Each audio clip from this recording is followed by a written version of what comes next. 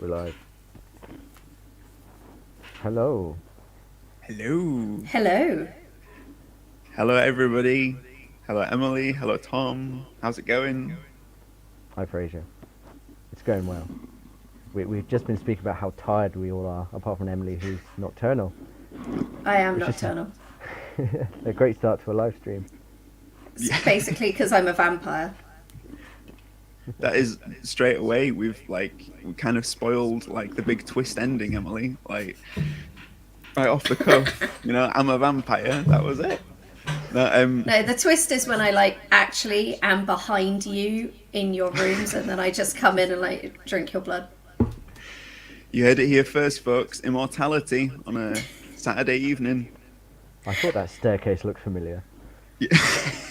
I just retrograde the memories. Already That's a was nice like segue. the new Yesterday references. I like it. It's great. I did my homework. I feel like we should tally up points for retrograding and referencing Frasier's books. Speaking of Yeah. Frasier, Yeah. I believe you have a book coming out. Yeah, funny you mentioned that, Tom. I mean, isn't that like? Wouldn't it be great if we just didn't mention it for the entire thing? No, yeah, I have a new book coming out. It is I have a book out already, which a few people might have read, which is this one, which is Yestermorrow, and it's the prelude to. Hey, we match. The prelude to New Yesterday, which is this bad boy here. This is the proof copy, not the actual copy. So it has the little banner of death here for anyone who dares to resell the book. But yeah, The Amazon's that's the band book. of shame. Yeah. It does feel like a band of shame, and they always put it right over the best bit, don't they? Like in this case, it's right over the guy's head, and I feel really sorry for him because it's like, poor guy.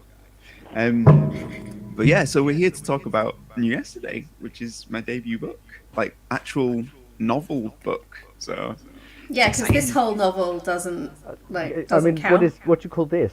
Exactly. This is not nothing. Yeah, this is rubbish. Yeah.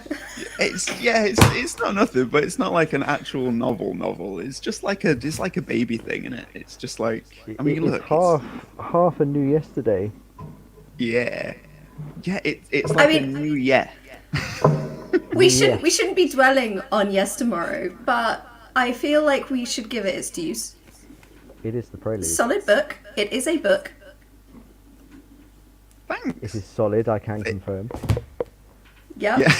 Yeah. Even It has pages. the vampires can't put their hands through this. It's just like solid all the way through. Genuinely thought your hand was going through that book then. So how is she doing this? Unplanned. I do my own stunts. Yeah. Yestermorrow is the prelude to it, and it is very much a prelude to the city that the book's title is named after. Because New Yesterday is the city of the book, and Yestermorrow is all about the story as to how the city gets its start. And New Yesterday is kind of like the first real sort of glimpse inside this city and how it works, and yeah, the whole timey-wiminess of it's all good. Yeah, it's really cool.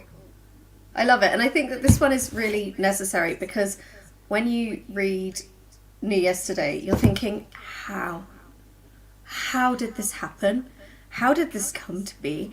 Who would allow this to happen ever? And then you read this and you're like, oh. So, It's a very in-depth manual on how to bend time, this book, which does set up New Yesterday really nicely. but this That would is have my been main thing. Sorry, Frasier, you're barely getting a word in edgeways here. But is it time or is it memory? Or is it both? That is a really good question. Let's open it up to the viewers. What do you think? I really think that I should have called it like a practical guide on how to pen dime. That would have been so much better. But yeah, no, it's kind of light bending. So that kind of yeah, it's time and memory, what is the relationship between them? Is there one? It's kind of like what the book's about, isn't it? It's like that experiment you used to do at school with the prism, and you'd shine a light through it and get all the colours of the spectrum. It's like that, but you fuck time. Yeah, that's a great way of doing it. I should have put that on the cover. That's basically your new blurb. Yeah. Yeah. Yeah. When the sequel goes out and gets queried to agents and stuff in like 100 years' time, that's how I'm going to do it. So basically, you fuck time. You can have Yeah. Are you just annoyed you already called one of your short stories Rememory, and therefore could not use that title for either of these? Yeah, although like Rememory is kind of like could be like a secret sequel to every book, because the whole concept of that is that like memory is currency, and there's this world where one world government has just changed everything and nobody can remember anything before it happening. So who's to say that's not the sequel to like Pride and Prejudice, you know? I mean, well, yeah, okay, yeah, I guess. Yeah. Like, If Jane Austen was here, I think she'd work with it. I think she'd be like, yeah, I can do something in that world. who am I kidding? She's a babe. She totally would. I'd love to see Jane Austen just commenting on a sci-fi panel. It would be the best. I think she would have come up with some pretty damn good cozy sci-fi. Not even necessarily cozy. Like, she could have surprised everyone. It could have been like blood and guts everywhere. It could have been like Alien. Yeah. How can you imagine? Brilliant. Sort of like Mr. Darcy with a face hugger on him. Oh, good God. Elizabeth Bennet is basically Ripley now in my head. That's what's happened. Like the next time I watch an adaptation, that's all I'm gonna think. Well, you've seen Pride and Prejudice and Zombies, right? That's a good point. Pride and Prejudice with aliens and predators. Yep. At Pemberley. Pemberley Predators has a really nice sort of ring to it, doesn't it? Okay, Frasier, Pemberley next book. predators. Pemberley Predators. I mean, this stream is now about the Pemberley Predators. Yeah. It is. Yeah. Brainstorm. We'll have to wait. That was a fun talk about New Yesterday. So, chapter 1, where are we starting? This has become a live reading now. Okay. Yeah. Yeah. Textbooks out. To bring it back, I mean, like, Rememory is my favourite still. I thanks, love the books and everything, but Rememory is just such a perfect 15,000 words, like, journey for me. I just love it. The best Yeah. part of Rememory is the Mitch switch. When it just suddenly shifts POV from one character to the other, when all the memories Yeah. are uploaded, you're like, whoa! Whoa! I wish I'd come up with that. I wrote Rememory. Weirdly, I wrote New Yesterday before I wrote Yestermorrow and before I wrote Rememory. So I kind of feel, and then I've kind of like released them backwards.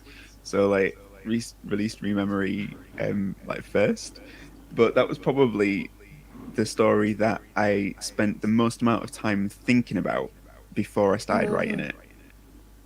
Which is probably why it came out the way it did. Oh, and the way that one worked. So I initially made it as like an 8,000, 9,000 word thing, and then sent it off to some beta readers. And initially, like, it was very, very different. And then they came back to me and they were like, "Yeah, this is good, but it could be better." And then I was like, "How do I make it better?" And then just totally reworked it, and then put Mitch into it. And then, so Mitch was like hardly even in like the first one. And then, then he became something in the redraft. So it just kind of goes to show that like you can never revise too much when it comes to books, right? Yeah, I just absolutely loved it. And I love actually the way you do in your books. For anyone watching, should we do synopses or anything of these? Like, just so that people know roughly what we're Yes. talking about? I feel like we're just nerding out and going straight into the nerd out. But anyone coming into this is going to be like, wait, what? We'll nerd Yeah, out let's- and have like let's- a build-up sandwich, and then nerd out again. Yeah. Yeah, we could do context for the nerding out, can't we? Yeah. I mean, Yes. you know, maybe we should do that. I don't know. Like, Who wants to take control of the synopses? Okay, I mean, so I feel like Anyway, Fraser go to should. the author of the books no, I feel before we I feel start coming like up with the synopses for them. no, I'm not here to work, guys. I'm just here to have fun. So, like, Emily, like, you really liked Rememory, so you go for Rememory, and Tom, you like Yestermorrow, so you go for Yestermorrow, and then I'll do New Yesterday, right? Sounds fair? This is where I feel like I should have done more homework. Written something. This is when the teacher just picks on you first to do your presentation for the class. You haven't done anything. You're like, oh my god. Okay. I can Time go to first. It's all good. I'm quite happy to lead to like blather on about. Well, New you Yesterday wrote that for a one bit. first, and then you wrote the other ones. We'll go in order of how they were written. Go on. Yeah, chronological order. In which case we'd have to start way back because I wrote way more books before this one. But yeah, so New Yesterday is kind of like it's kind of like the ultimate exploration of regret. Like I will have things in your life that you'll always be thinking about. Oh, could I have done that differently? Should I have done it differently? What would my life be like if I had? And that's kind of like what the city of New Yesterday is founded on. It's this city where events in the present can change the past. And there's a character there called Adam who starts the book by being taken at gunpoint, and as part of that process, he remembers something about a previous life, a life that has gone, that he's reworked and he's rewritten, and it's the name of a woman. And he can't get this name of this woman out of his head, so he has to then sort of explore the city in order to find out who this woman is, how it connects to his former life, and in the process, what he discovers about himself and about life and about regret is bonkers. So that's New Yesterday. How did I do? No, I think that's good. Yeah. I think you adequately summarised your own book. I feel that you had the easy assignment because you wrote all three of the stories we're talking about. And he's just gone first, and Frasier was always going to do the best one. Yeah, shouldn't have given him that choice. Shouldn't have given him any choices. Should have just... You do it. Well done, Frasier, for giving us a synopsis for your own book. Well, thank you. Yes. I can't wait to hear what you guys come up with.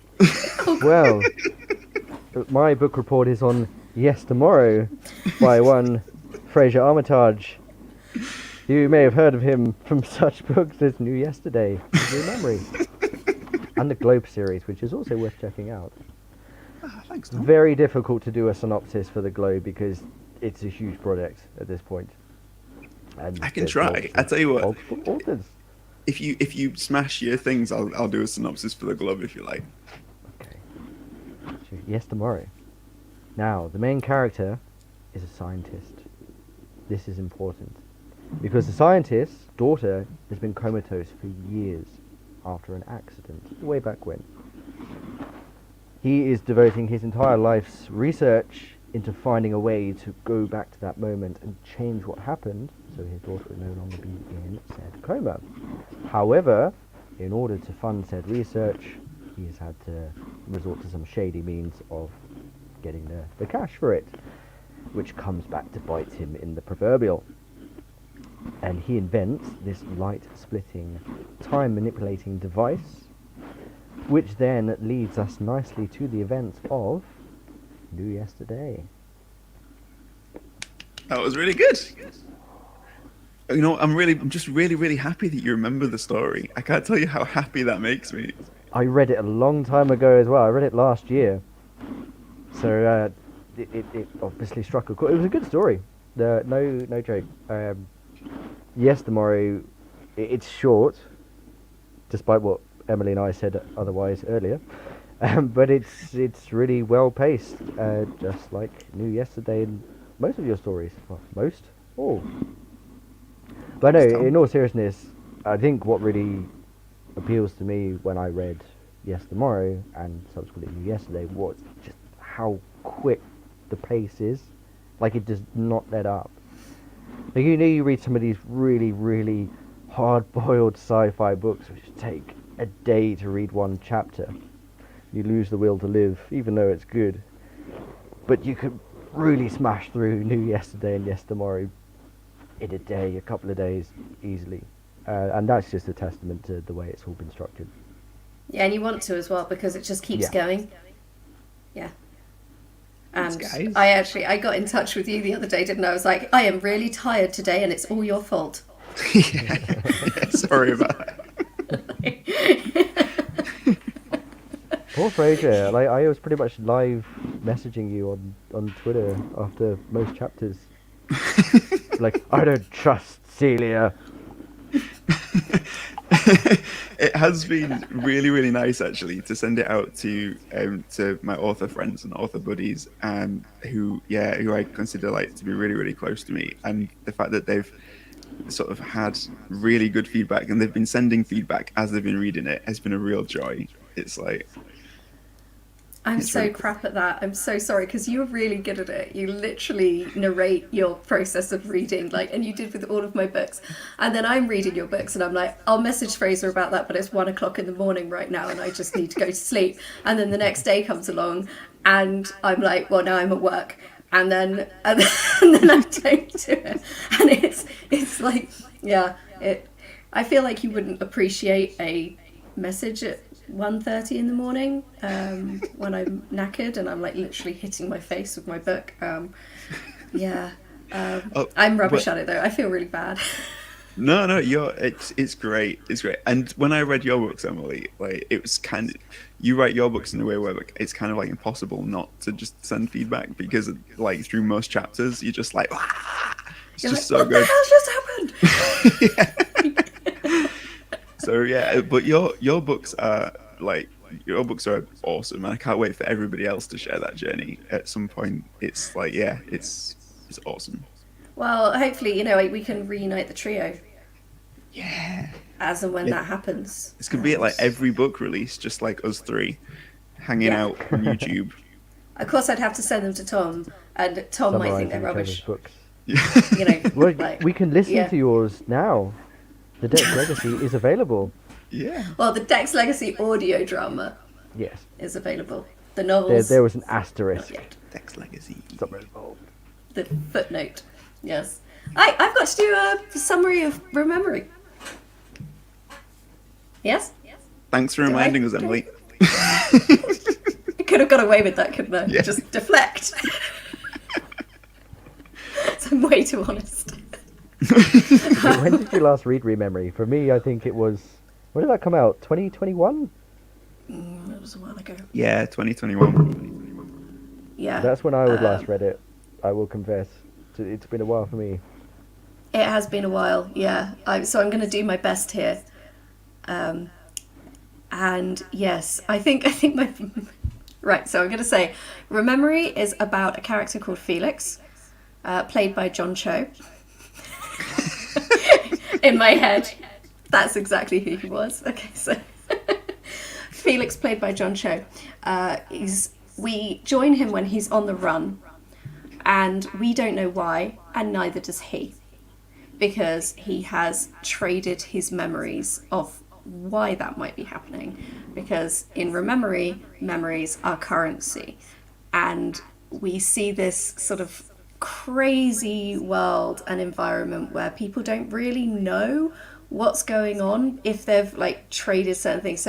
So really precious memories like your child's first birthday is worth quite a lot. Your memory of yesterday morning's breakfast will probably buy you a coffee. It's that kind of thing, and it's terrifying because it's like, these precious memories that are basically make up yourself suddenly become tradable items. And the character played by John Cho is somebody who this is my experience of Rememory anyway. He is a person who is hired by a rich person to do lots of crazy things with his life, like, stunts and skydiving and all sorts of stuff, so that then the rich person can take the memories of those things without actually risking their life or, doing any of those things, but can then have the experiences for themselves. And this is a journey. Like, he signed up for it. He's getting his memories back, and he signed up for this whole gig, which is really cool. But he's realized that he's going to lose a lot more than just the memories that the rich person paid for. He's going to lose basically his whole self. And there's stuff in there that's worth holding on to that belongs to him intrinsically. And he doesn't want the rich dude to get it. And there's a whole load of stuff that bursts open as you're reading it. And it's awesome. You guys did so good. I feel like you guys should have done New Yesterday, because I feel like you would have done it way better than me. Did I do okay? I mean, I read that ages ago. You smashed it. The fact so that much it's like happened. I remember it is like a testimony to how it stayed with me, because obviously I haven't read it for like probably over a year, and yeah. That's like the highest compliment that a writer can ever get, right? Is that their stories are memorable. But like, so thank you guys. That's amazing. But I hope that we I hope have that people. we have John Cho starring in Rememory. Yep. With Keanu Reeves is your own comparison for Adam Swan of New Yesterday. Yes. We still have Luca from Yestermorrow. Who's gonna play Luca? Oh, Stellan Skarsgård. Ooh. Ooh, that is a good choice. That is. I can see him actually doing a really good job of that. It's class. Now, when I read it, I had in my head Michael Fassbender. Oh. Oh, that's really good as well. Okay. Can't I just say Keanu Reeves again? It's like you could just play every character in this universe. Like being John Malkovich, but Keanu Reeves is everyone. Oh no, Michael Fassbender's too handsome. You know, this guy's meant to be like just a regular scientist dude who's, Stellan Skarsgård can do handsome, don't get me wrong, but he also can do just ruggedly unassuming. I just, I got that vibe from him. Yeah. Michael Fassbender is like, he's quite tasty. Is there someone Quite. who's kind of like Stellan Skarsgård and kind of like Michael Fassbender, like a meet in the middle person? So if Stellan Skarsgård and Michael Fassbender had a child, Yeah, that was also male. What would it be? Although I suppose you could cast anybody in these books to adapt them. You wouldn't necessarily have to. Oh, but we're talking about if you're imagining the book, aren't we? And Luca is a dude, so it would have to be a dude. I feel like if Jamie Foxx can get away with playing a scientist in that Spider-Man movie, You know who is toying with my brain a little bit is Goran Wisniewski. I don't know if I'm pronouncing his name right, but he was the dude who played a character called Luca in ER and I remember watching it in the 90s, and he's like an older guy, so he would be older, but he would probably sort of fit the bill for Luca, maybe. I mean, I'm looking at him now. as am I. Yeah. what do you reckon? Yeah, I think anyone would think the author would know these things. I'm terrible at this kind of thing. Like, if Goran is watching this right now, I don't even know if I'm pronouncing his name right, but just give me a call. Just put something in the comments. It's all good. Just give Frasier a call so he can pronounce your name correctly. Yeah, tell me how to pronounce your name. Or you could just do a complete wild card and throw something like nuts in there, like I don't know, who would be a nuts choice for like Adam Sandler or like Ben Stiller or someone like that. Gary Busey. Yes. I don't know, Chris Hemsworth. Again, too pretty. Yes, obviously, but it's a right-hand choice. It'll be like, whoa. Any Chris, to be honest, just any of the Chris's. Chris Pratt. Yeah, it would all work, wouldn't it? But not. Yeah, this is what we should do. We should get, for anybody who's not read Yestermorrow, read it and then let me know who you think it should be. That should be like a cool game. I have to ask this, Answers on the Frasier, postcard. every time you pick up your book and you put it down, are you putting it down on a drum? No, no, I'm putting it down on a table, which is where my laptop is. But the keys are right next to it. So you're probably hearing quite a lot. I mean, I could probably make this table into a drum. It's got great acoustics, but It sounds like you're putting it down on a drum or something because you get this sort of like resonance like coming. order. That is a drum. It's a That's drum, no right? table. It's totally a drum.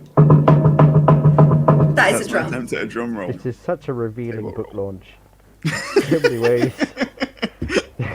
Drum roll, please. Okay, on the fine. drum I eat off table. of drums. You got me. That's fine. Yeah. You write all of your books in a cello or something. This is ridiculous. Oh no, Emily is the cellist. Yeah. Yeah. Is that an electric cello? Yes, it is. Yes. It's way too cool Cellectric. for me. But Emily will shortly be playing the theme song for New Yesterday on said electric cello. That I've composed. I have not. Yeah. Do not give me more homework that I did not do.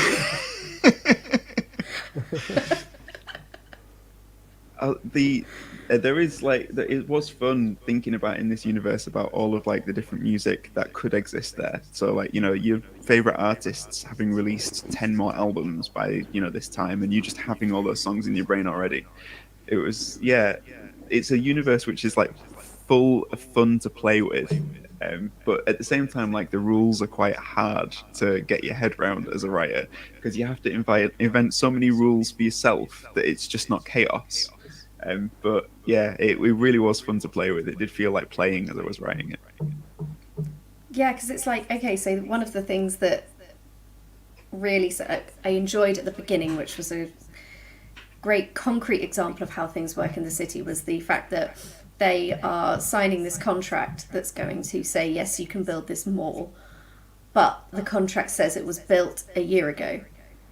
And so as soon as the contract is signed, the mall's right there and it's outside, and it has been for ages, and it's already generated a year's worth of income.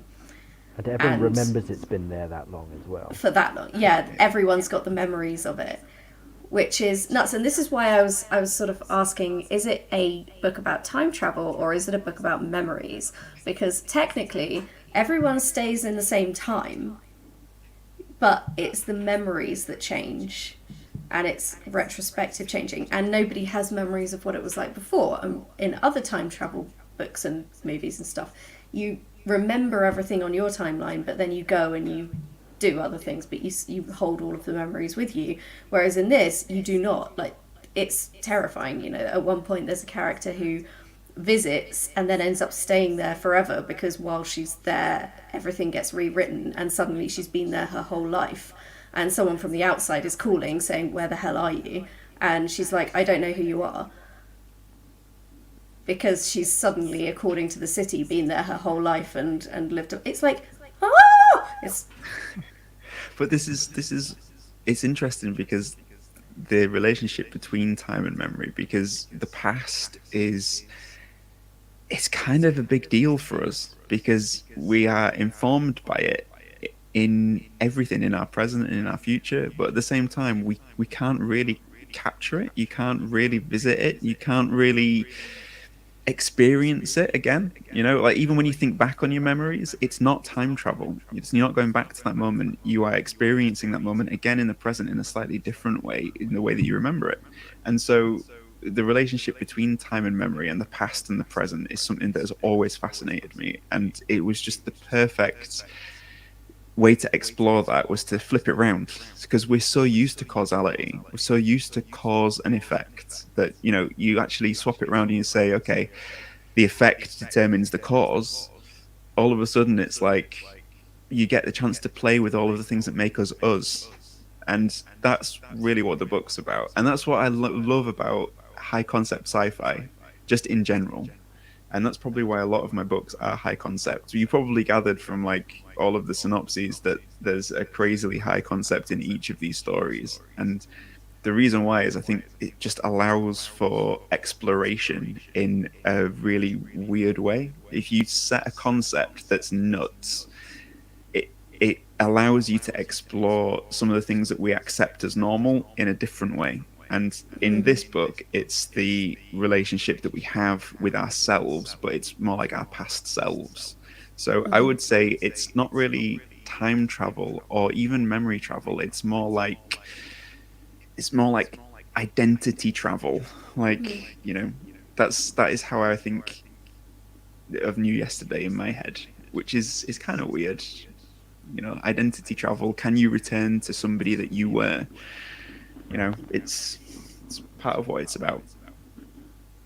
I'm not going to plot Yeah. spoil, but the main character of New Yesterday has 2, 3, possibly 4 different identities at varying stages through this book, which is just constantly shifting. And I think that the central hook of who is this woman he can't stop thinking about, all he knows is her name. That's it. And this is a guy who's really high up in this property company. He's really key figure in New Yesterday, the city itself. Well, we think he might have only been that for like a weekend. Yeah. And he's got the Porsche, he's got the incredible author partner, he's got everything, fancy For party, like everything. 12 hours, by the way. Like, And then And also changes. 2 years, like. and also 2 years, but really it's like 8 hours or something. and it probably sounds like this book is all over the place and makes no sense, but It's very tight. structured in such a way that it's tight. It does make sense because you're there with the character. I think that's why it works, because we're following the characters, like we're over the shoulder. We're that third person camera watching everything happen, and I think that's why I didn't get lost as a reader, that I could follow everything. I think, because I remember messaging Fraser earlier on and saying, the character is lost, and I'm feeling lost too. Because while the character doesn't know what's going on, you are absolutely in their shoes and you're like, okay, what is going on? And it's just as disorienting for you as a reader. And you can feel it. You can feel it through him, which I really enjoyed. I mean, nobody likes feeling like they don't know what the chuff's going on, but, the character didn't either. And so I was like, no, dude, I am right here with you. What? It's really like that. Very close perspective. It works. Thanks. I feel like it's a very personal book in lots of ways. So I talked to you a little about this, Tom, already, about in our interview which we did for FanFiAddict. But it kind of like the origin story of this book, it began as a completely different story. And I was writing those stories and they were just awful. And then I kind of like had to take a step back and think, well, what is the story that I want to tell? And I kind of, there was this thread that was through this like massive series of books, and it was just really, really personal. It was about something that's happening in my life at the time, and it was something I really wanted to just get out there. And so when I typed you yesterday at the top of a document and just said, let me just fit this into the one story, and figured out the way to do it, it does kind of feel like the biggest piece of me that's out there right now. So like with Rememory, there's parts of it which are personal, but it's a very tight thriller. With Yestermorrow, it goes deep, into like fatherhood, which is very personal to me. But New Yesterday kind of touches on stuff that has like been personal to me for a long time. So I kind of feel, I feel like if people enjoy the book, then that's a win. And if people hate the book, then I'll just sort of go and cry in the corner and pretend like everything's okay. But You know that there's at least 2 people. And there's going to be more because you've given it to loads of people, I know that. So, but right here, there's 2 people. thanks. Yeah. And a drum. Yeah. And the drum likes it. Which I am absolutely certain is right there, even if you deny it. So for everybody who's kind of like watching, who's a little bit like, well, what books is it like? I would probably compare New Yesterday to books like Recursion by Blake Crouch or Here and Now and Then by Mike Chen. Those kinds of books where it's like there's a big concept, but it's not really about the concept. It's about something else, and it's also very tight and well structured, and it's got like the thriller vibe to it, but it's not really about that. It's about something that's under the surface. So that's how I'd kind of compare it to other books. Was there other books as you were reading it that it reminded you guys of? You've already stolen Not to, you the know, titles, so. not to put you on the spot or anything, or like. There's a lot of spots happening right now. A lot of spots. Weirdly, like, I'm not a massive like, I haven't this is going to sound a bit bad, but I haven't read too much sci-fi. Weirdly, I read a lot of things all over the place, and I feel like, actually, I mean, so I watch a lot of sci-fi, and in terms of, like, it reminded me a bit of Minority Report in pacing, and because you've got a character who is in a position of power, really, and then suddenly finds himself on the outside of this society that is built to, you know, that it's built in a certain way, and he's now on the wrong side of it, and he has to go on the run, and he has to work out what the hell's going on. And as a result, yeah, so I would say it had definite vibes of that. Yeah. That makes me so happy. I love Minority Report. That's great. I can see your face going, Yeah!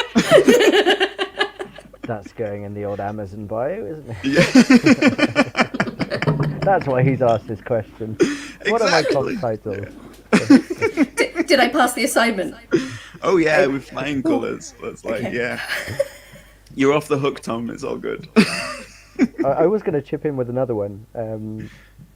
Well, obviously, I've read quite a lot of your stuff, and those are the obvious comp titles because you have your own style of writing, which is why I like reading these books.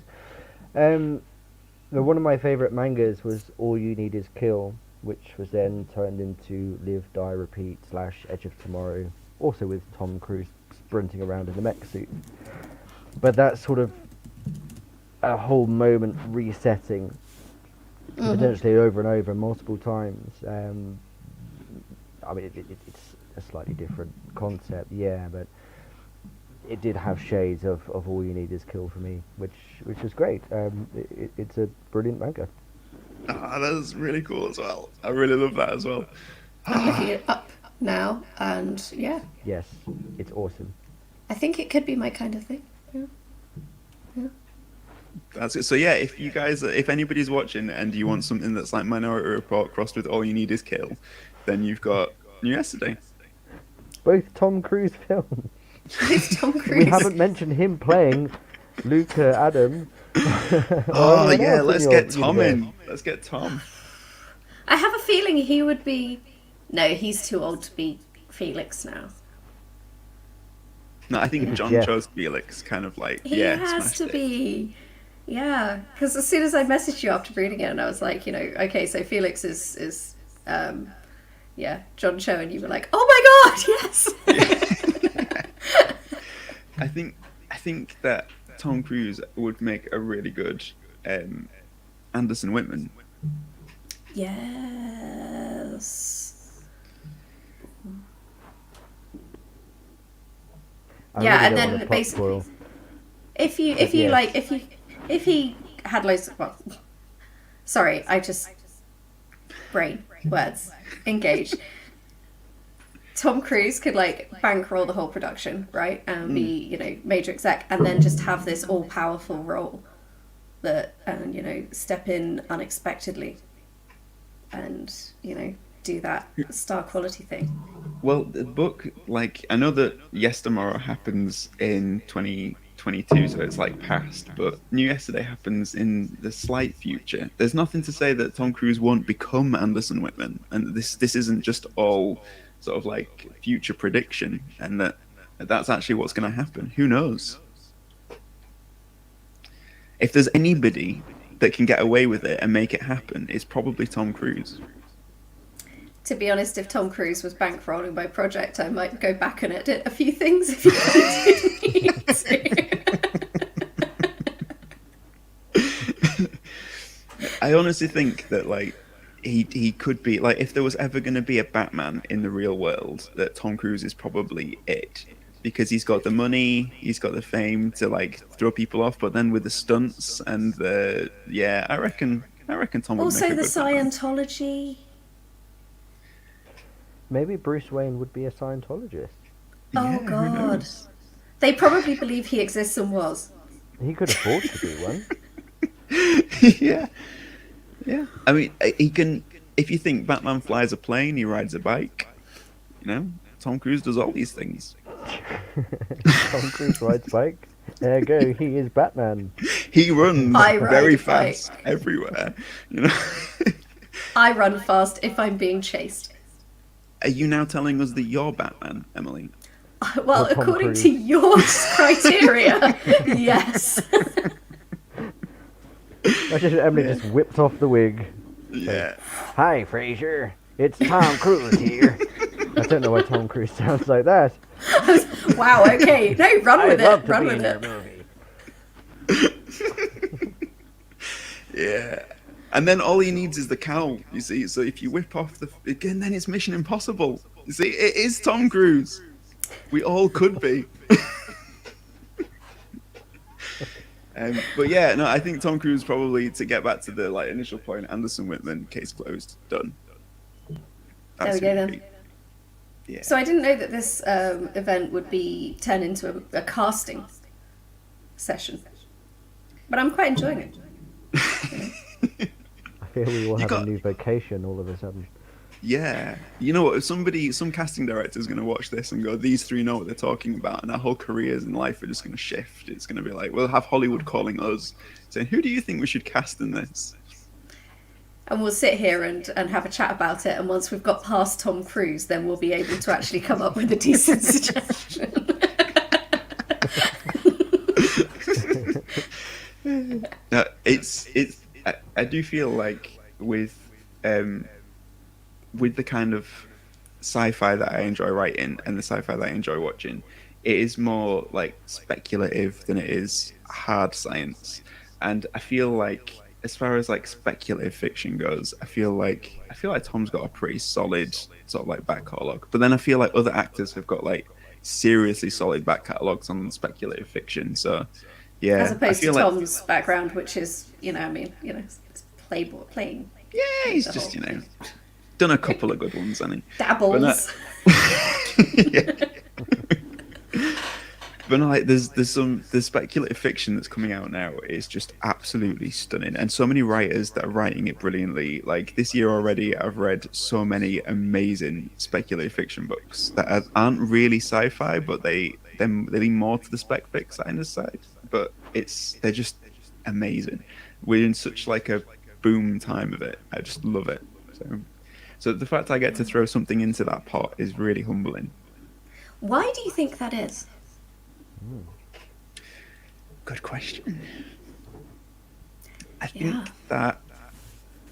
think that people are looking for stories that are further away from reality.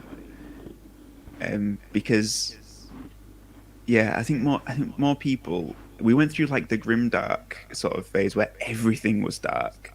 And now like with stories like Everything Everywhere All at Once and all that kind of thing, we're kind of moving further away from it. And I think that that's because the world has become more dark and the world is getting darker. And so people want distance from that in a way. And speculative fiction provides that. It's kind of safe for people. What do you think? It's like a what if as opposed to an actual accurate prediction. Yeah, it's a what if instead of a what. And oh God, it's too late. Yeah. I mean, moving to New Yesterday is essentially solving every single what if you've ever had. That is the entire reason people retrograde their lives. It's, what if I'd done that degree? Or what if I hadn't gone on that date with that person? And like you say, maybe there is comfort in that. Or maybe it's just nice to know that you can finally answer a what if scenario. with Yeah. speculative fiction. Yeah.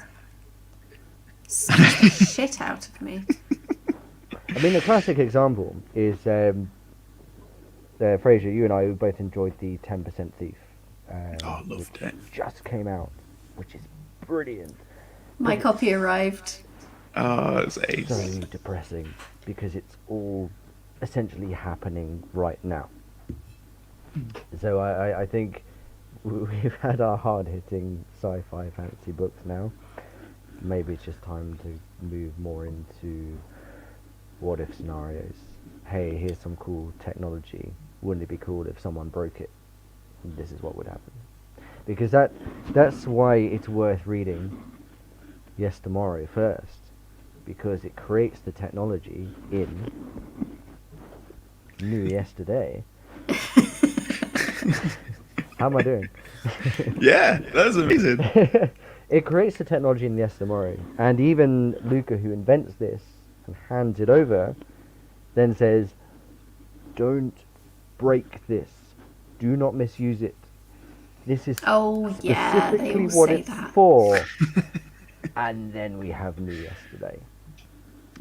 Like, So I says think- any well-meaning scientist who's going to end up accidentally destroying the world ever. Yeah. Don't use it for evil, obviously evil bending character. And then New Yesterday commences with the moustache twizzling. Exactly. Yeah, I have like a real like issue with the way that scientists are depicted normally in fiction, because they're normally depicted as either expendable or they're depicted as like quite untrustworthy, or they're depicted as sort of like superheroes that can do like everything, every single equation like under the sun, and also have rippling muscles. And it's like And which come up obviously- with a cure for cancer in 48 hours before the oxygen in the spaceship runs out and they need to save this child. Yeah, and I feel like scientists get like a real rough rep out of like fiction. So my aim with Yestermorrow was to write a scientist who was just an actual human as well as being a scientist. So the Family Guy, not Family Guy, but a family person. That would also make an amazing. So Peter from Family Guy, Adam, that's your wild card casting choice. So like the scientist in this would be like just like a human person who makes human decisions and all of that kind of stuff. And I feel like there's not enough stories out there. I would like to read more of that. I'd like to read more stories about scientists that are humans. I actually just read a really brilliant one in The Mountain in the Sea by Ray Naylor. He mashed that book, The Scientist, and it's so relatable. It's just awesome. I love that book.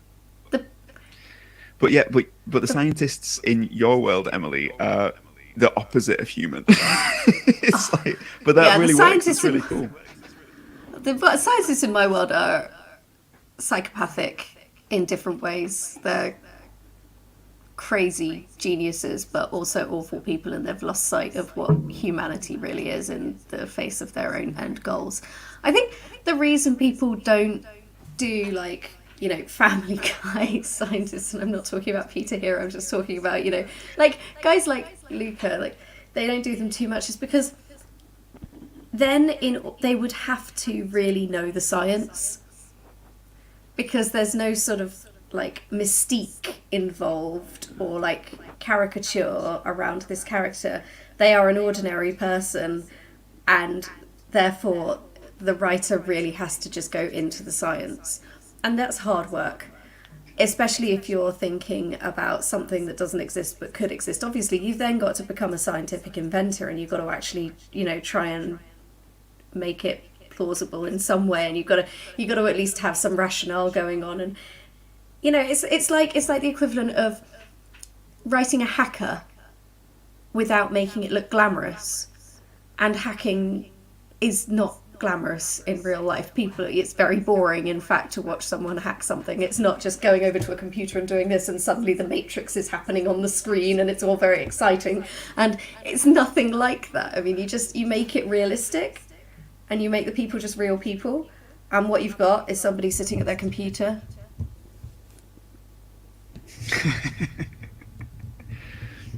And that's it. And like, you know, you gotta. So I think that's why. But I think that what you do in Yestermorrow is actually really effective. I think you strike that balance of, you know, really, really well in that. I think you do. Thanks. I feel like, I feel like this is kind of more like Yestermorrow is more like it's more like a taster for what comes in New Yesterday. So if you enjoyed it, then yeah, you're likely to enjoy New Yesterday as well. But it's the themes are quite different, but also quite similar, which is very strange to say and think about. But yeah, but yeah, they kind of complement each other. They're not the same book twice. So if you read Yestermorrow, you'll still find lots of different things to read about in New Yesterday. You don't That's the strictly plan anyway. have to read Yestermorrow before you need New Yesterday. You should, but don't think you won't have a clue what's going on, or you won't be able to identify with the actual concept of you know, retrograding everything when you read New Yesterday. But yeah, if you read this one first, you might end up reading Yestermorrow after and think, oh, okay, so that's how it was done. Yeah. It's why I wanted it to. It's why I called it a prelude, as opposed to like a prequel, because I do think it's more like that. It's more like it gives you like an introduction to some of the themes they're going to get built on in a lot differently as to what comes on later. So yeah. But I also don't you think that like the word prelude's really cool? That would make a really good title in itself for something. Prelude. Just Prelude, starring Tom Cruise. Preludes and nocturnes. Yes, that would be a great duology. Someone's got to write that. I think surely someone has. I'm looking it up. Prelude to Pemberley Predator. Oh, well, it's the Sandman. Preludes and nocturnes. Yeah. So it's kind of been done, guys. That one's been taken. Thanks, Neil. God. No, guys, we just had this amazing original idea. No one's ever done it before. At this point, you're just thumbing through a dictionary, crossing words off. Damn it, damn it, damn it. Prelude's taken. Precipitation. Oh, no. You know, it's funny because my first book in the trilogy that is coming out next year is called The Blood Road, and that is already 5 books and 3 movies, right? And I was like, well, that sucks. And I did think for 5 minutes about renaming it. And instead what I did was I bought the domain names thebloodroad.com and thebloodroad.co.uk. And that was my answer. I will take the name and I shall own it. And, you know, if anyone Googles it, then my website will be at the top. You've got to commit to the name, haven't you? Like, straight up. Like, with everything that I've named so far, if the name hasn't happened early in the process, I really struggle to afterwards, like, figure out what the right name should be. So for this, New Yesterday was the first thing I wrote, and for Yestermorrow, it was the first thing at the top of the page. For Rememory, it was the first thing at the top of the page. So, yeah, it's really weird. It's almost like without a title, I don't know what it should be. What are you guys like with titles? Just really encapsulates what that book is about. That is what the concept is. You can create a brand new Yesterday today. Yeah. Are you from the marketing department? I should be. I really should be. I'm charging you by the minute for this, Frasier. Hang on, Tom Bookbeard. Really, your last name's Cruz, isn't it? And you are Anderson Whitman. This is all making sense. Yeah. The beard is not real. Tom Cruise is in the beard. That's the. Could you imagine? Hi. That's why your impression was so spot on earlier on. That's the thing. Yeah, it's just him underneath all of this. It's Tom, shut up. absolutely spot on, that impression. Yeah, I love it. Nailed it. So yeah, so I for mean, anybody, I guess for anybody who's sorry, go on, Tom. I'm cutting across. I you was 'cause of going to the echo. say, my book, which is not a sci-fi book, is called The Corsair. There are 2 other books that are called The Corsair, but none of them are remotely similar to what I've written, so I'm just sticking with it. But just write the best version of that title, and you'll Yep. probably be okay. Yeah. And by thecorsair.com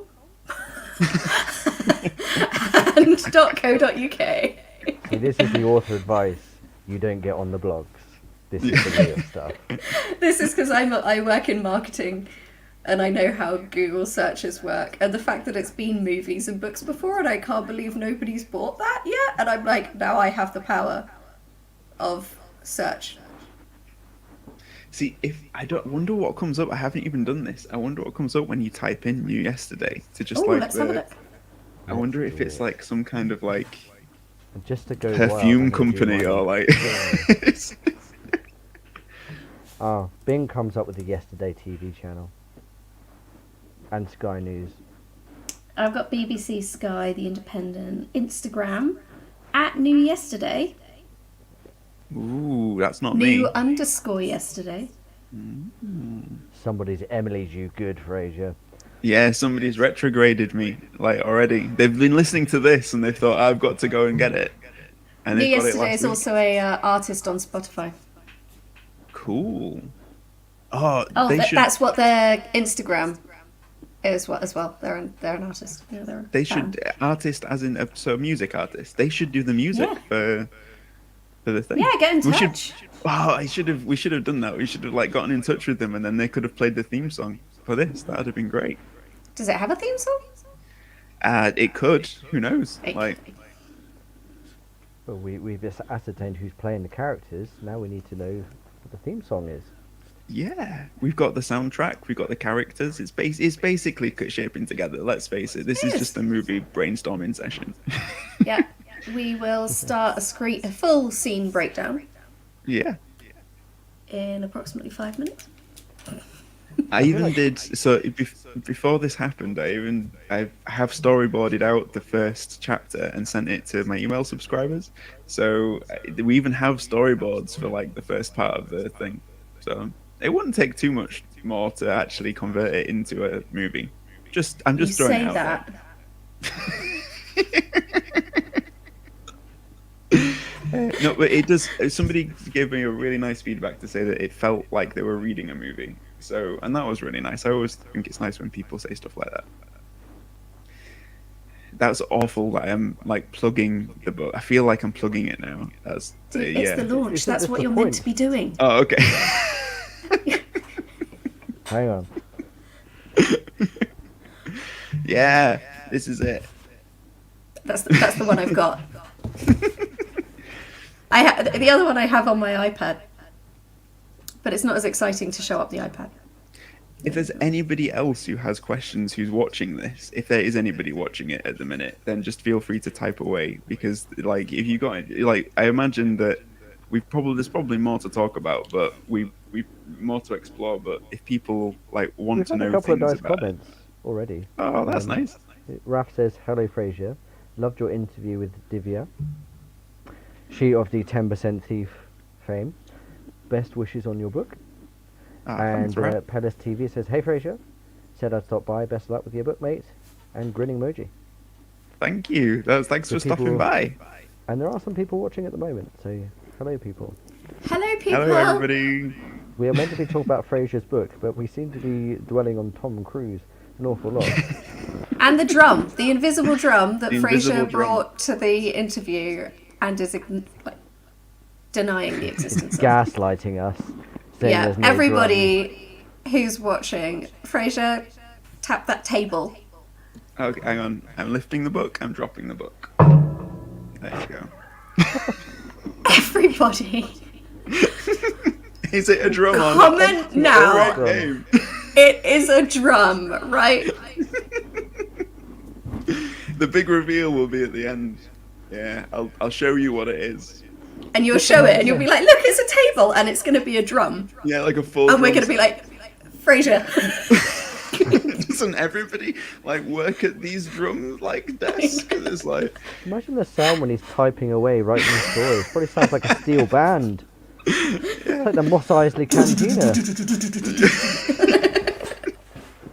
who needs to listen to music when they write when you can make it at the same time, you know? Like, jeez.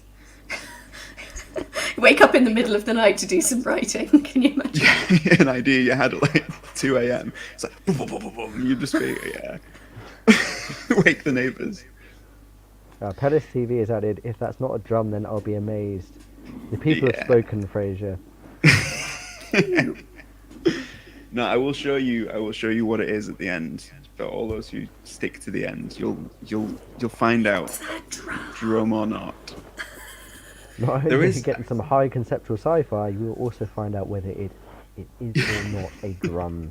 I think I likened the city to a drum at some point in here. You do. Because it was there in your field of vision when you wrote the book. I was writing on a drum. Anyone would think you were inspired by your environment. Write what you know. Let me see if I can find it, because then I can keep talking, guys. I'm almost here. I feel like I would wait to find out what happens here. It's like around page 215 or something when you're talking about the drum and the rhythm of the city swallowing him. Oh yeah, here we go. So it's on page 92. Was I right? It's No. on chapter 7. No, Only you are 100 right. pages left. It crops up like a few times through the book. It gives it's like a running metaphor. But Yes. you've got this is describing the city. So strolling through New Yesterday during the day was like plugging myself into the socket. It wasn't the movement of passing crowds that gave the city its frenetic energy. It was the sound, the hiss of steam from a vent, fierce horns of cars and the grunt of traffic, a carousel of voices laughing, crying, shouting, whispering, anxious and at ease. Music drifted from shop radios through the squeak of automatic doors. Footsteps and signals and whistles and hums and crashes and echoes and screams. Noise was the beating drum, which gave the city its pace, its verve, and it was impossible to resist being swept up in it, even on the quietest street. There you go. And there is the drum. And that,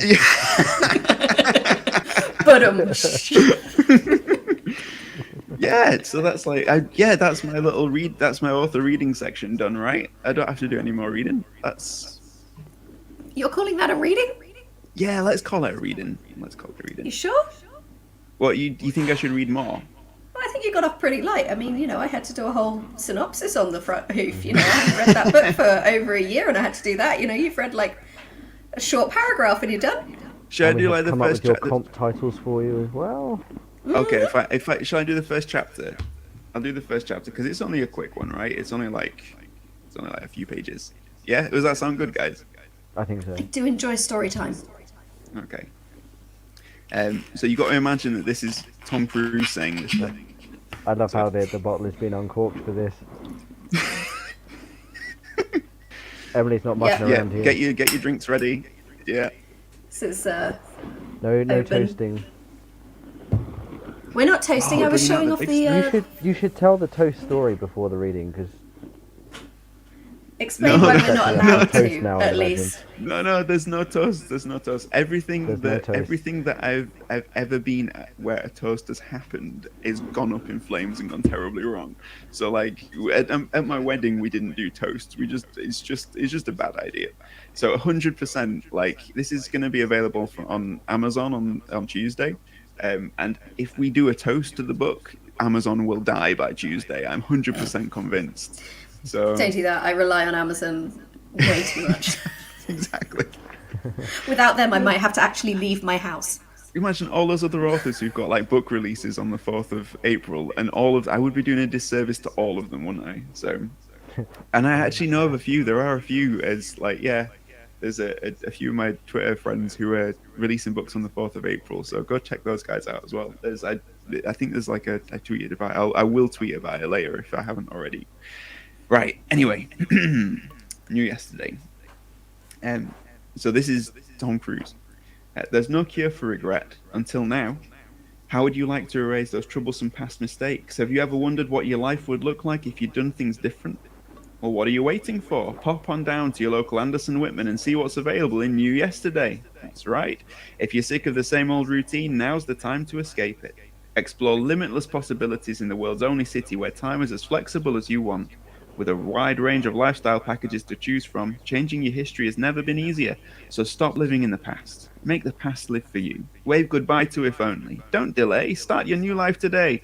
Because if your future's what you make it, why shouldn't your past be too? Anderson Whitman Real Estate, broadcast circa 2029. It wasn't the threat of a bullet through my head that forced my sweat to boil and bones to freeze. Locked in the elevator, floors ticked by like years. Cold steel dug into my vertebrae, but none of that caused the chaos hammering my brain, shredding my stomach, pumping ice through my veins. No, my every nerve hung on one word. Adam. How did he know my name? Don't worry, the gunman tightened his grip on my collar. This'll be over soon. I could only guess how. Gear's word, the soundtrack of my pounding head. From my pocket, the phone buzzed, blasting at my heart, jerking me into the wall. Don't answer it, he said. His pistol jutted deeper into my back, a marionette string tugging me any way he wanted. He slammed me against the mirror and emptied my pockets. The phone clattered to the floor, reverberating around the boxed walls of my descending coffin. Celia's name lit up the screen. 2 seconds was all I'd need. 2 seconds to answer and tell her where I was. She sought this thing out, retrograde the morning so I'd be nowhere near the 27th floor when this lunatic showed up. One phone call and none of this would have ever happened. Look, I said, my mouth dry as ash. I don't know who you think I am, but you've got the wrong guy. I know exactly who you are. His eyes flashed, face twisted in the warp of the mirrored panel. How many times had I glossed over that same face in warning bulletins and news reports, on pop-up alerts telling me to tap here if you've seen this man, in black and white grains beneath the headlines, linear offender still at large, manhunt continues, police say no new leads, the most famous face in the city, and now it was preying on me, scolding me with its silent threat. The lift steadied. Don't get any ideas. Doors churned open to the underground parking lot. He dragged me to a battered minivan abandoned in the visitor's bay. Get in. As if I had a choice. Empty packets of Doritos littered the passenger's seat, a no man's land of leftovers reeking of booze and BO. My abductor slid behind the wheel and dropped the gun in his lap. The engine wheezed as we pulled from the curb and filtered into traffic, melding with a parade of brake lights. The seat thrummed to the rhythm of the tires, bumping over crumbs of tarmac. This is all your fault, Adam. You know that? I started, but caught my tongue before it led me straight into a bullet. Listen, whatever you think I did, I'm sorry. You're sorry. If you'd never found me, none of this would have happened. Either he'd got a terrible sense of humour, or he was a few records short of a jukebox. Found him? It wasn't me that had snatched him from his office. Maybe going linear really did make you as crazy as they said.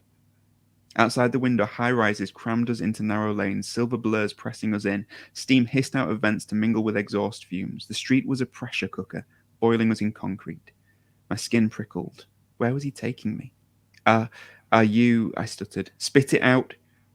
Are you going to kill me? His hand hovered over the gear stick, reluctant to shift. Only if I have to. I clutched the seat while it jabbed against my shaking legs. It's nothing personal, he said. I didn't plan for this, but it's the only way. Do you understand? What was there to understand about this guy? I sat stiff, the belt drilling into my chest. Just forget it, he huffed as the car sped faster down the boulevard. Maybe if I closed my eyes, it'd all go away. I'd be back in my office going over the mall plans with Jeff, getting ready to dine clients at the gala ball later tonight instead of being kidnapped by this madman. It was the only way, he'd said. What did a person need a hostage for exactly? Just breathe. Don't think about it. But the stench of stale sweat and the tap, tap, tap of his gun on the seat choked the air like two hands around my throat. There was no escape, no matter how tight I squeezed my eyes shut. What do you want? I asked. I want my life back. Your what? Are you deaf? You took it from me, Adam, and I want it back. But we've never... Not you too. He shook his head and tensed the wheel. I was getting on just fine before you showed up, you know? But then you came with your questions and your papers and your annoying little whine going on and on and on. You changed everything, and now you don't even remember it. This city's really done a number on you. I could have said the same to him. Why was I even trying to talk to this psycho? Everyone knows better than to get involved with a nut job who's gone linear. I never met the guy until he strolled into my office and jammed a gun in my face. But then, how did he know my name? Where are we going? to make things right. We turned a corner and the car skirted the curb, screeching to a halt. Over the road, the Anderson Whitman logo decorated a steamed glass front. Screens filtered through properties on a slideshow advertising apartments and houses across the city. Now, when we go inside, you'll tell them this is your fault, he said. You'll say you came to see me and everything that followed has all been just a huge mistake, and then they're going to fix it so none of this ever happened, okay? Okay, what was okay about any of this? Do I have a choice? There's always a choice, Adam.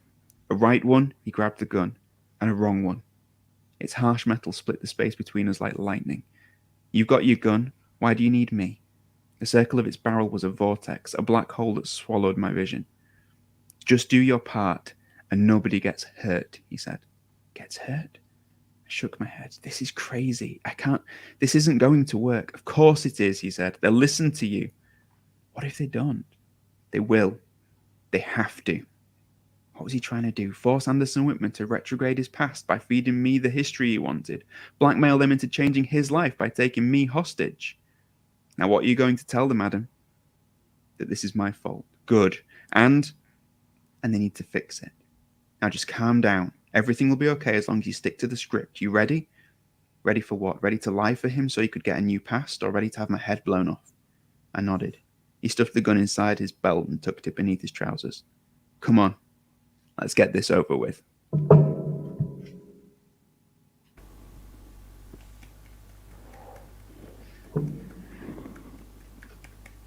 Did you hear the drum? Yes. I wasn't going to say it again. I should say, New Yesterday, drums sold separately. Okay. You should explain, if you can, the concept of going linear, because that was one of the really interesting parts of the book for me. Can I explain going linear? So going linear is, it's kind of like part of the mystery of like the first part of the book as to what is going linear, but I'll do my best to do it spoiler free. So if you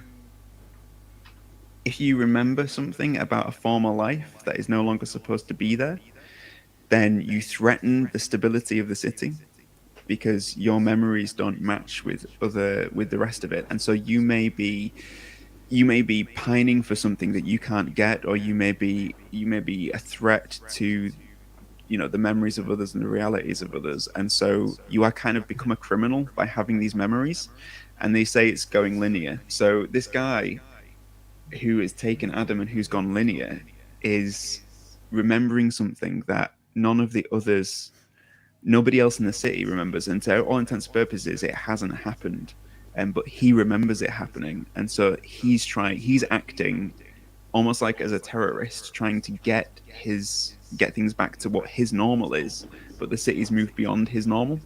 So that's what going linear is kind of about. And there's always that risk of, as Adam kind of pursues this mystery that's through the book, how much does having two lives in your head, how much does it mess with you, and how is he just going crazy? Is he going nuts, or is he going linear, or or what? So that was the idea behind going linear. It's just a hell of a way to start a book. And the cool thing is, it doesn't let up from there. It just goes.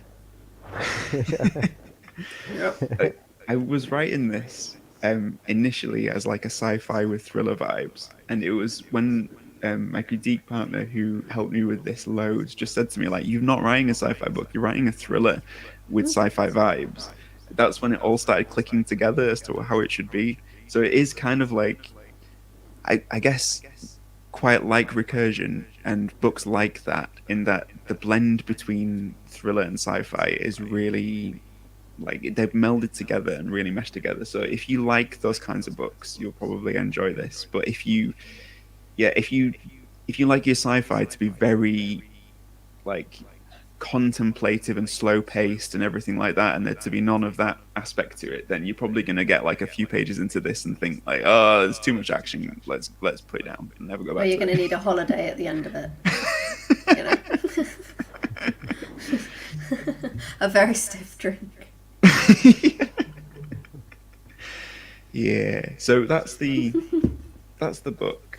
I'm really happy with it. It's a really, yeah. It's should like be. debuts. Debuts. You need to be happy about your debut, right? Because you only get one of them. So it's like, so yeah, I'm really happy this is it. But yeah, we'll see. I feel like it should be one that you care about and that means a lot to you. And obviously you said that you wrote this one first and then Yestermorrow and then Rememory. So yeah, this is the one, isn't it? Yeah, this is the first book that I ever wrote. It's probably like the 8th book that I actually wrote, but it's the first one that I wrote where I was like, okay, this is good enough. This is fine. I finally learned enough about writing and how to write by writing these terrible books, that I'm happy for others to read it and not just me. And I think that's kind of like, I think a lot of authors have that experience, right? You write books for you, but then you write one and you think, oh, okay, yeah, this is a book for others as well. It's like, this was my first experience of that, so I'm kind of glad that it'll be the first one. This is the awesome book. All the others were the stepping stones that led up to this one that actually worked. Yeah. I think everyone has that moment. It's like you're kind of dabbling or you're practicing the practice books. And then suddenly you're like, oh, there's a book here, I'm going to write it and it's going to be actually good. And it's going to actually go somewhere. And, you know, yeah. So the next book that I have coming out, if you get the paperback of New Yesterday, you'll get a sneak peek of like the first chapter of that. But that is a book that's completely different to New Yesterday. It's called Time's Ellipse, and that's just nuts and bonkers. It's like a space colony book. But yeah, I put that in the. So if you get the paperback, then you can get a sneak peek at what's coming next. And I'm hoping to get like a pre-order for that sorted, so that by the time that New Yesterday releases on the 4th, then anybody who enjoys it can then pre-order the next book. So I've kind of penciled that in. So that's coming at the end of the year. But speaking about the paperback, because this is kind of like a pre-launch event for the book that is coming out on Tuesday, on the 4th of April, I didn't just want it to be like, oh yeah, this is the book and it's coming out on Tuesday. So I've made the paperback available now.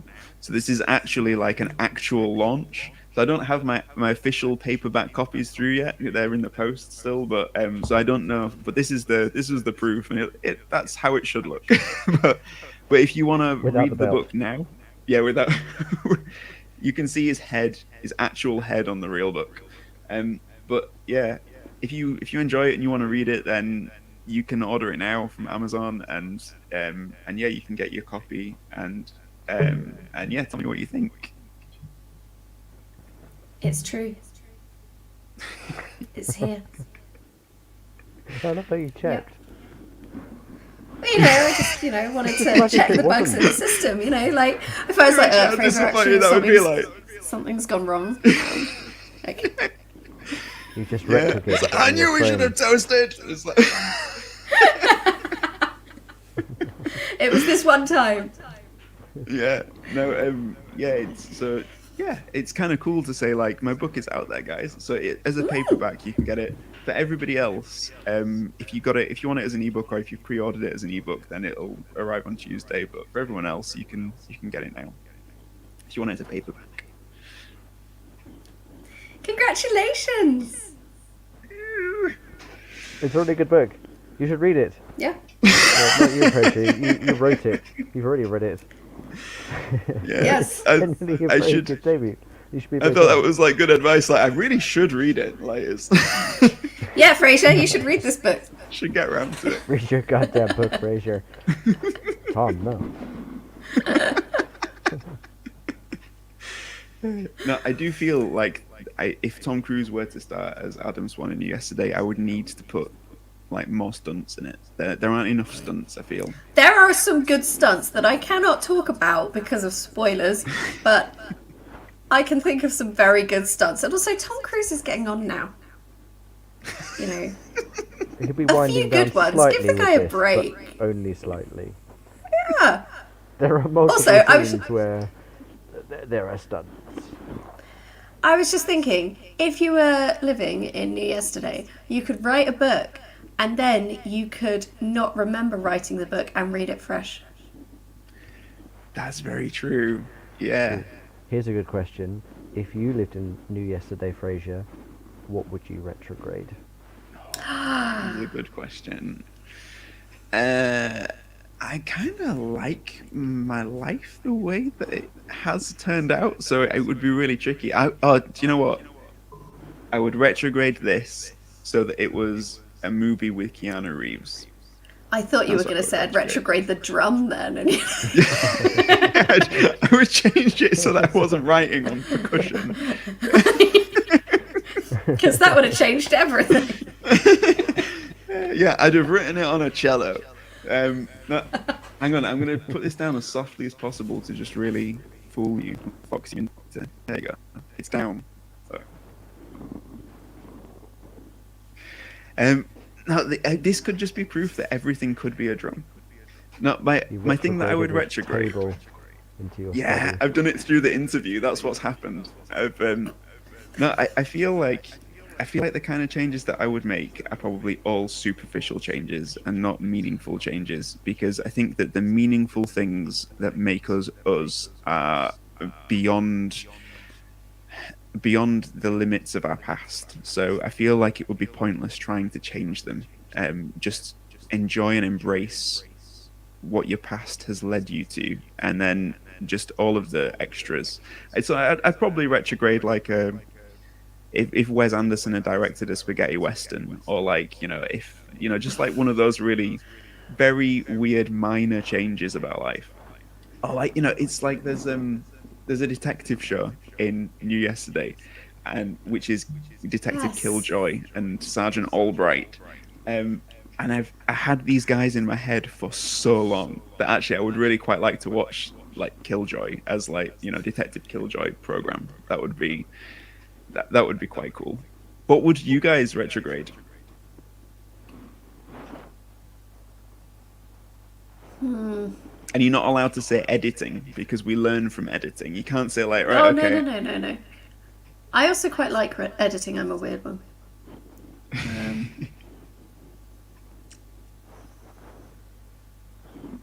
Can you retrograde little bits? Yeah. Okay, then I would retrograde a few of the conversations I had with my dad when he was dying. Oh wow, that's big. Yeah. Because, Yeah, like, big I was younger then, and I wasn't necessarily in a place where I was able to deal with what was going on. And I would definitely go back and say some things that I wish I had, and not say some things that I did say in those months, when he was terminally ill. So yeah, I would definitely do some of those, because you go through things and you sort of talk to yourself about them afterwards, and you think, oh, these are things that I should have said or shouldn't have said. And when somebody's kind of facing death, and then you know that you weren't the person that they needed you to be in that moment, and there's no way you can go back, and there's no way you can do that better. And yeah, I think that would be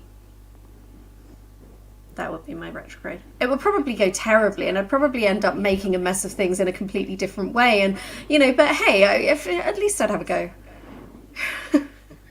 I feel like that is so much of a more meaningful and personal and beautiful answer than a Wes Anderson spaghetti western. I feel Oh like. no, to be honest, both have grounds. I mean, messing things up in a new and interesting way is very much what happens to multiple characters in your book, Frasier. Yes. No, I think that's a really lovely thing, Emily. But yeah, I wish that I could give you that gift. Yeah, but then like my dad was really into his music, and I was an absolute pain in the neck of a child. So if this technology existed, they might have retrograded me out. So, you know, I mean, and I mean, I was a pain in the neck as a child. You guys have kids. I was awake 8 times a night for the first 3 years of my life. I really tested them. And honestly, I'm surprised I'm alive. So if this whole thing was real, there's a good chance I wouldn't be. I'm pretty sure Frasier and I are both thinking, only 8 times? Wow! What's that like? I'm thinking it should have been it should have been more obvious to your parents early on that you were a vampire. Like, you know, that's that's just a proof right there. I mean, I started out as an energy vampire. I've since moved on. Yeah, and you bought like the bloodroad.com and .co.uk. It's like, it all makes sense, right? Classic vampire. The franchise is not what you think. Yeah, you're gonna call every book that. It's like The Blood Road. The trilogy is The Blood Road, The Bleeding Edge, and Blood Ties. That's the title. Yes, they're so good. One might think that I have a preoccupation. And that's all for like secret plug, the Dex Legacy, which is awesome. Everyone should go listen to it. And if I had some Corsair merch, Tom, I'd be throwing it up and being like, go read it. But There's not much to read at the moment because it's with the editor. yeah, It's going to be good. It's Sky Pirates. Very fun. Very Sky Piratey. That's all you need to know. Let's do another one of these for when that comes out. yeah. Yes. And let's leave Wow. everybody hanging as to what the globe is, and let me show you my drum. So this is it, guys. I'm gonna turn the web camera around. So yeah. I am this- so curious. You ready? The big reveal. Uh-huh. Okay. I feel like there should be a drum roll, but It's a table. The That's guys it. underneath it. No, that's it. That's the whole shebang. See, keys, book. Hang on.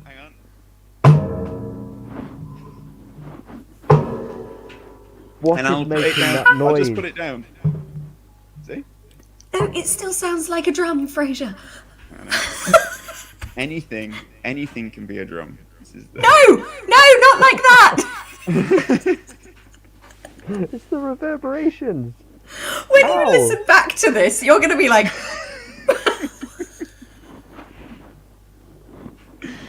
So yeah, so ta-da! There it is. That's the thing. I am so confused. Yeah. I know. I mean, okay, let me test my table. That is a table. That's a table. That is how That is it how a table sounds. I'm so glad I just did that.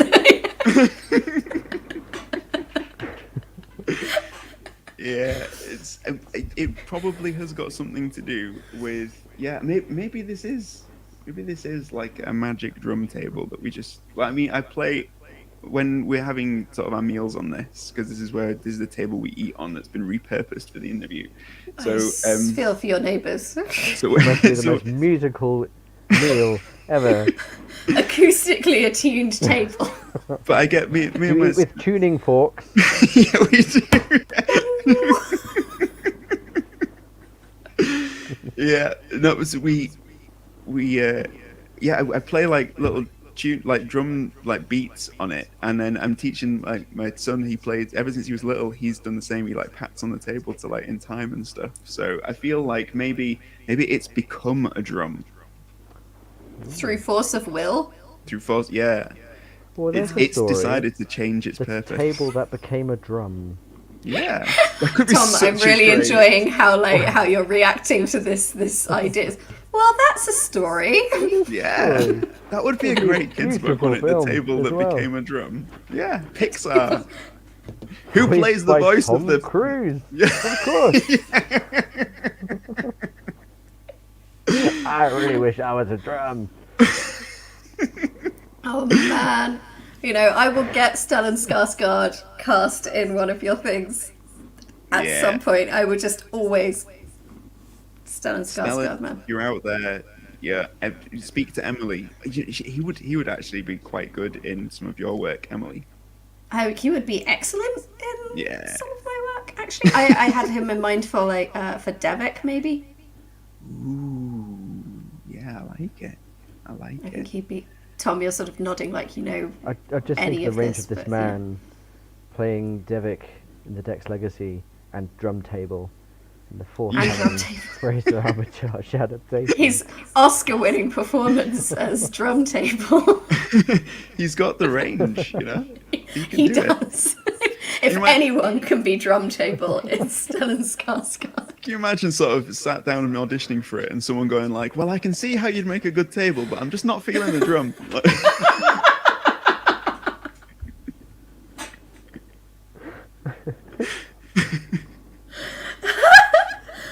Oh, just imagine the poor man's IMDb page. Drum table. But would there be a stunt drum? Do you do your own drum work, Stellan? Yeah. Oh, I feel like Stellan's one of these guys that, like, if he writes drum work on the CV, he can do it. You know, there's no Yeah. padding. Yeah. No, it's not like Joey Tribbiani in Speaking French. Blah de blah. Yeah, I also like Joey Tribbiani with like the dance choreography. That was one of my Oh, all-time yes. favorite Joey moments. Yeah. Yeah. Yeah. It's all I could get out of them. Yeah. Yeah. And just like the intro, and then just the running out of the room is perfect. It's the perfect physical comedy in that scene. I love how we got another YouTube comment from Stephen Bulbarius saying, "What are we discussing today?" Well, Stephen, what are we not discussing today? We're now on drum tables. We were discussing Frasier's new book. Yeah. Yeah, we're And discussing. Yeah, I Sorry, would go say on, then Emily. it got silly, but the silliness is sort of layered all the way through this chat. So, you know. We're discussing how Tom Cruise could be Batman, is what we're discussing, as well as, New Yesterday, which is kind of like sci-fi thriller, memory timey-wimey thing, which is. And yeah. you can buy it on Kindle now. Oh no, in paperback now. Oh, I Hey, didn't like have you- that on Amazon. It just had Kindle. No, in It's Kindle, also you on got to wait till the 4th. You got to Oh, wait till Tuesday. no, you can buy it in paperback. Yeah, you can pre-order it on Kindle now, or you can get the paperback right now. I love how Stephen I was also says, listening "Congratulations so well. with the debut, Frasier." Thank you. And thank you guys for being here to be able to help launch it, because this is it. This is the launch of the book. So if I feel anybody like- listening to any of this has I enjoyed feel like any Evan and I part of didn't it, do an adequate job of launching your book for you. I do apologise. no, it's great. It's great because it's the. I mean, we don't live in a world where we can go back and retrograde any part of this. So I'm super happy with how we just had a chat. We've chatted about the book. We've chatted about sci-fi. Lots of It's been love. very It's fun. great.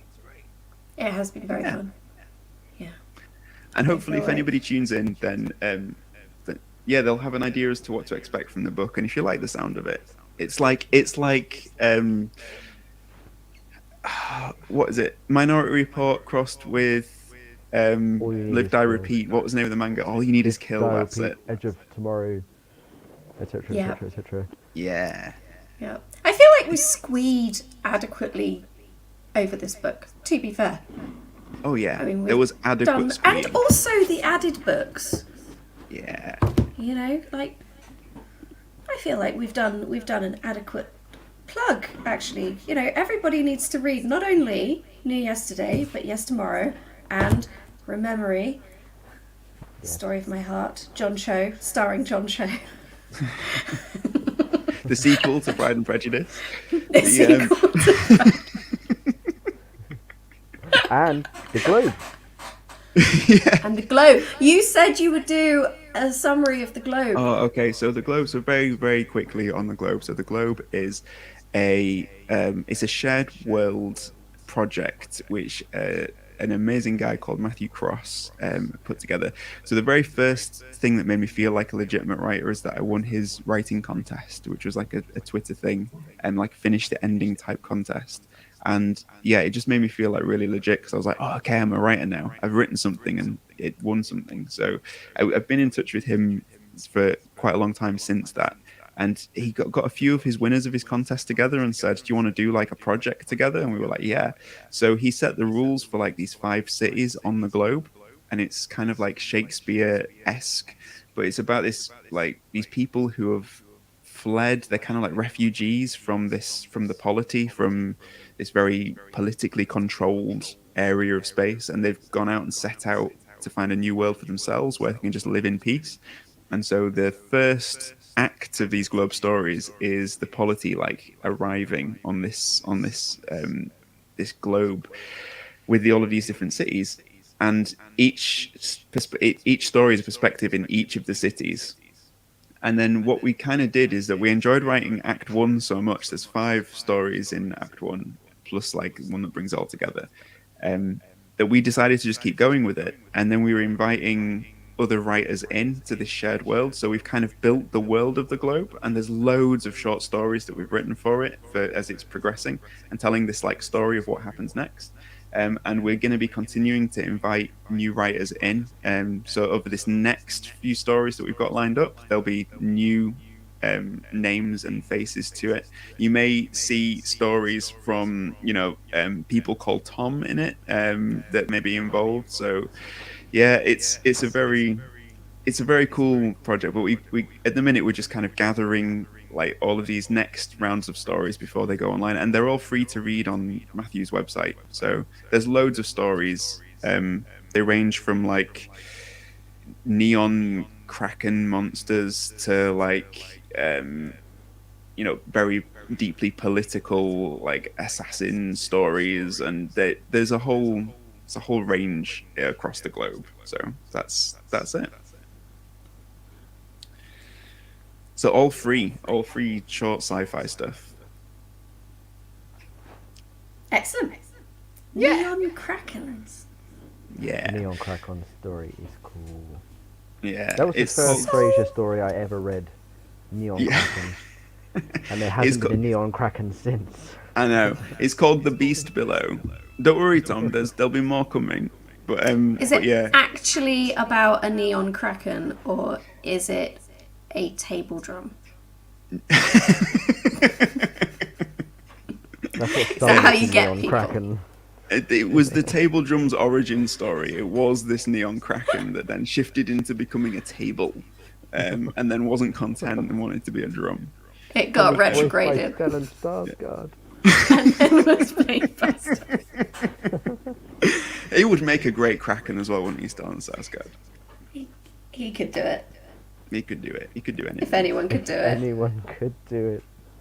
Yeah. Stellan Skarsgård, you guy.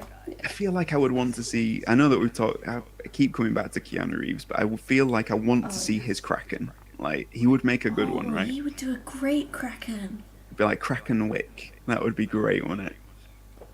I have a feeling it would be more moody Kraken, and Stellan Skarsgård would be more comedy Kraken.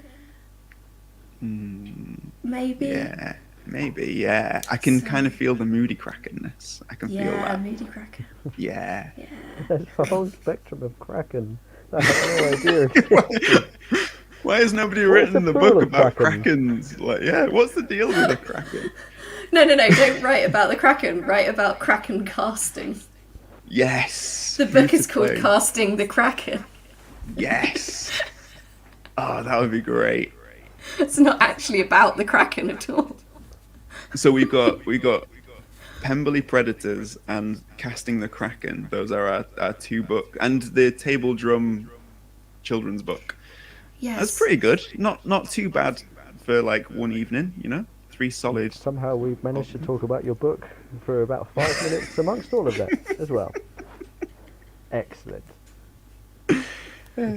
Thank you for joining me and for being here, guys. It's been awesome getting to spend time with you and chilling out with you and chatting sci-fi and stuff. Thanks, Frasier. And Thank everyone, you. this is out now in paperback. And next week, Tuesday, an ebook. Yeah.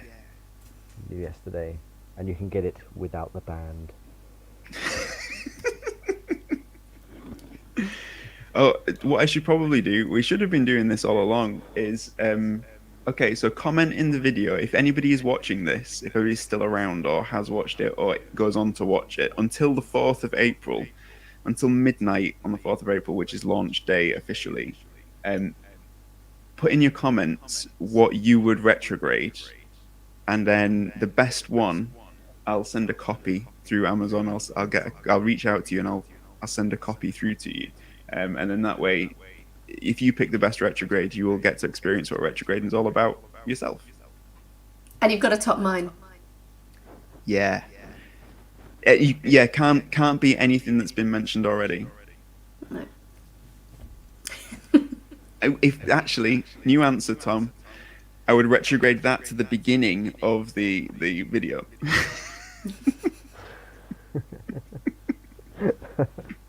Alright. Well, good night, guys. It's been so much fun hanging out with you. And thank you all for watching as well. Thank you.